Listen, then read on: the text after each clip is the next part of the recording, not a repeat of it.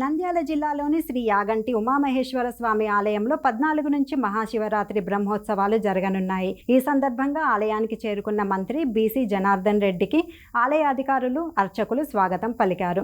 మంత్రి జనార్దన్ రెడ్డి స్వామి అమ్మవార్లను దర్శించుకొని ప్రత్యేక పూజలు చేశారు. అనంతరం బ్రహ్మోత్సవాల గోడ పత్రికను ఆవిష్కరించారు. మహాశివరాత్రి బ్రహ్మోత్సవాల ఏర్పాట్లపై మంత్రి, ఆలయ పాలక మండలి, వివిధ శాఖల అధికారులతో సమీక్షా సమావేశం నిర్వహించారు. వివిధ ప్రాంతాల నుంచి స్వామివారి దర్శనానికి వచ్చే వేలాది మంది భక్తులకు, స్థానికులకు సహకరించాలని విజ్ఞప్తి చేశారు.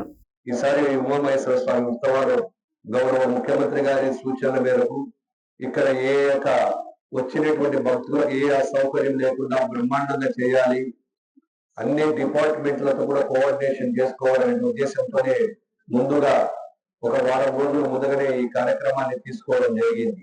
ఏవైతే శానిటేషన్ కానీ, ఎలక్ట్రిసిటీ కానీ, ఆర్డబ్ల్యూఎస్ కానీ, డ్రింకింగ్ వాటర్, అదే విధంగా వారికి సంబంధించిన ప్రతి ఒక్క శాఖకు కూడా ఎవరి బాధ్యత ఉందో ఆ బాధ్యతలు కూడా ఖచ్చితంగా తీసుకోవాలి.